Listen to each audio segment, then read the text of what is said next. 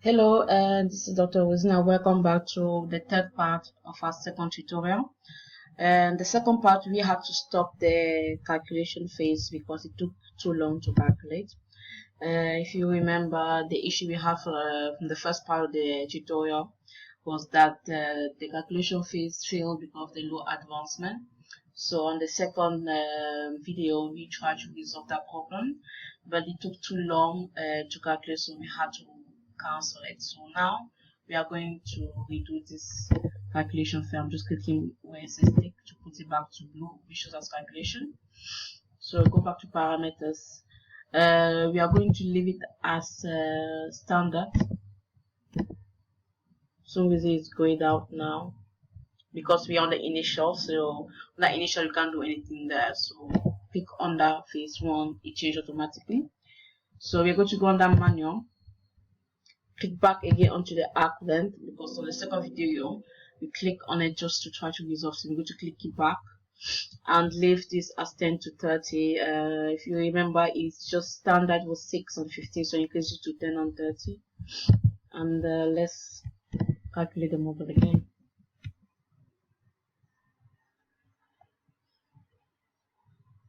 The soil body might fail, which is alright.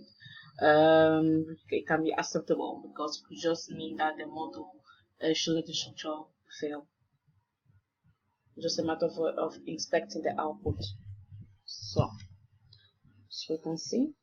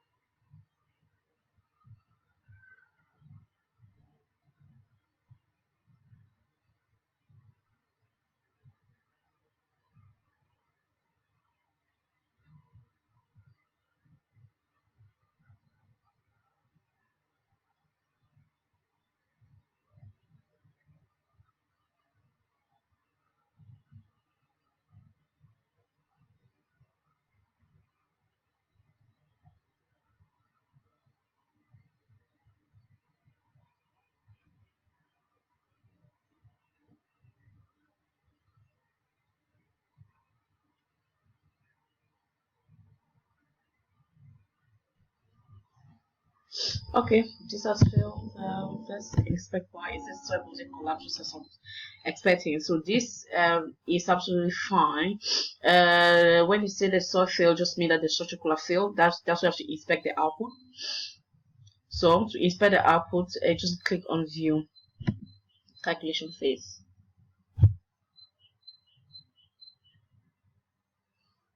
So this is how it has failed. You can just have a look here, see how it's kind of some of the soil is coming out. So this is why it failed.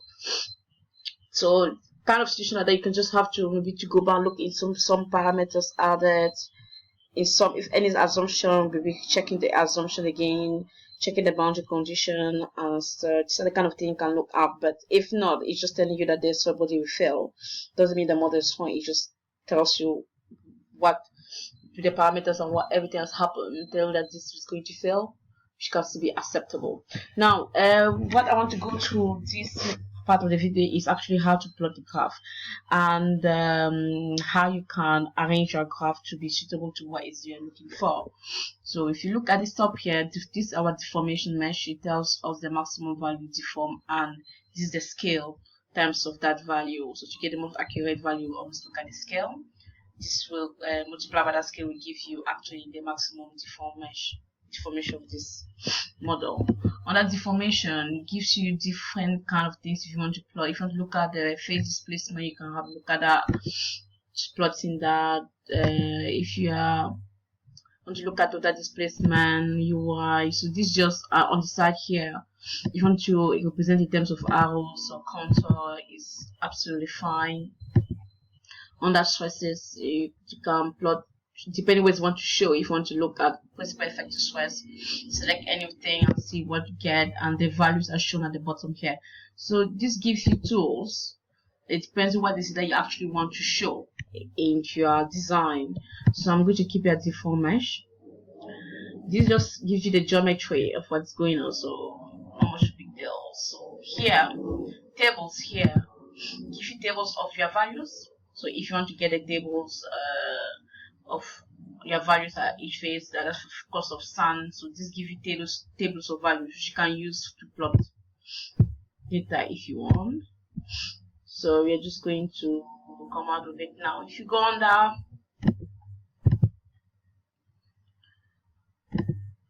now, I want to plot a graph, so I'll go under this curve manager option, click on new. Now here we are going to try to plot the load displacement curve. If you click under here, it gives you different points. So the points that were selected on the model before calculation, and you use these points to plot the graph. So I'm just going to pick one point, let's say point A, and let's say I want to model deformation the y direction. And in the x-axis, I'm going to select the multiplier ratio button. From under multiplier, it tells you all different kind of multiplier here. So I'm going to select this, and this is just going to plot on the x-axis the amount of the specified changes that has been applied. So this multiply stage simply shows the amount of specified stage that has been applied, and this normally range from 0 to 1, which means that at 100%, which means that at 100% of the load that we have applied has been applied on our model. This also means so plastic has a range of 0 to 1, which is your multiplier, which will refer to the amount of the percentage of the load that has been applied to your soil. So we are going to draw a graph. This can be taken as the load, because it's a representation in percentage of the load being applied and the displacement in the y direction. And this is the curve we get. Now, let's say we want to switch the axis, because the curve, I want this curve to look like this in this direction, so in the opposite direction. So if you're okay with this curve to be like that, fine, but you have to be able to interpret it. But let's say that I want the curve to kind of switch a bit. So to modify your curve to be suitable to what you want to look for, you just go to format. In this case, I go to format our graph, go to settings. Now this NA just so that is a node 18 and point A. You can change this to just a load displacement.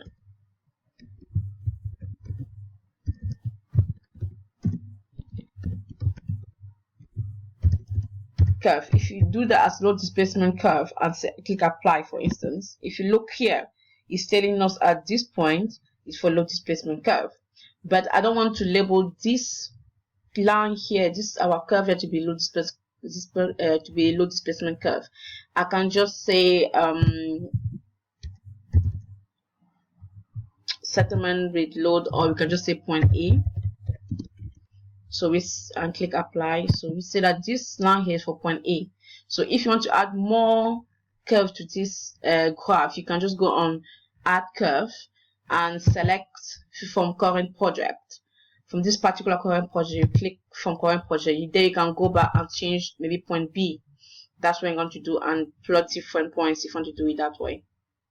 And if I will cancel it because we're not going to do that. But if you want to, let's say that we want to compare the result we get from this second tutorial to the first tutorial.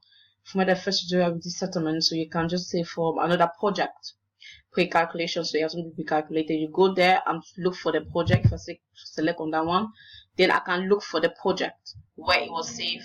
Let's say I want to compare this with settlement. I can go there, look for the settlement first tutorial we did, and then select point A or whatever point you want to plot, just to add a curve here for comparison. If you want this kind of thing, you can do using Plaxis. Now here tells you the width, like each dot, like it's a diagonal, each dot here they have the width is 1. So if you want to increase it, you can increase it to 2, 3, 4. You see it gets bigger. So it gets bigger, it makes it a bit difficult to read, so leave it as 1. Or let's say that you see that maybe there's too many points here and you don't really need it. You can reduce the amount of points you get there if you want, or if you don't want it to be solid, you can turn it to be dash and apply so that the line is not dashed, but it's not going to be visible because there's so many points. So I'll leave it back to solid. This is how you can amend the value and everything. Now if we go on that chart here, now you label your axis. Now let's say I will say that my UY is my displacement. We can't call it load displacement, if I call it displacement. Let's say you want to compare it, and the sigma M stage, I will say I will call it the load. Now it doesn't have, if you see that it doesn't have a unit for sigma M stage, because that's not the actual load. You can see it range from 0 to 1. This is kind of a percentage of the load that's been applied to your sample.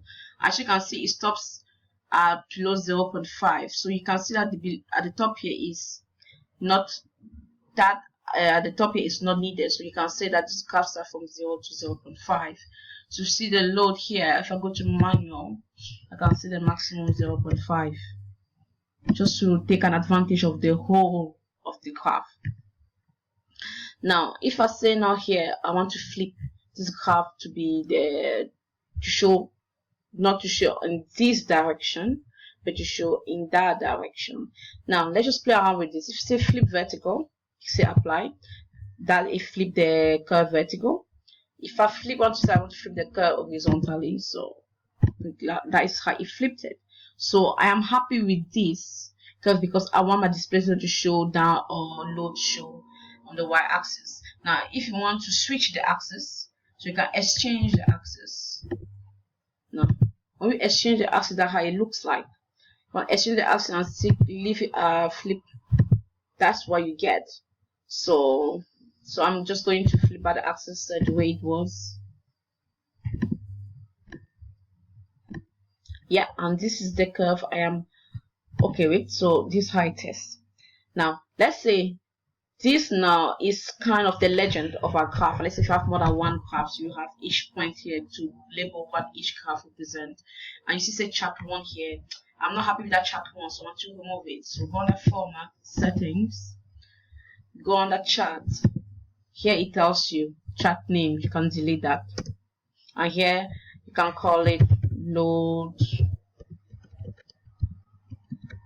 displacement curve. I click apply, and that's the change. Now we know that we've plotted this graph is a graph of all these calculation stages we have calculated. Let's say that you know that you've done maybe 3 calculations or 4 calculation stage. You're only interested to look at the result at the 4th calculation stage, because that is where most of maybe the constitution is taking place, or that's where maybe if it's dynamic load, that's where dynamic load will mostly be applied to the soil. So here, go on that point A, each point you plot under show, say show curve, go under phases. Here you can remove the phase you don't want to show on your curve. Here all of them is shown. Initial phase does not give you anything, it's just the initial is at 0, there's really nothing happening. Let's say I just want to show phase 1, so I will unclick phase, the initial phase, click OK and click apply. Doesn't make any difference because obviously initial phase does not show anything. So if I have more than one phase, that's what it's going to be. So this shows you how this now completes our tutorial, second tutorial. See how to plot a graph, see how when an error comes, how you can fix it, especially when it's a lot advancement. Just concentrate on the maximum load steps which you can fix by increasing to 500 or changing there. So this completes our tutorial. Thank you.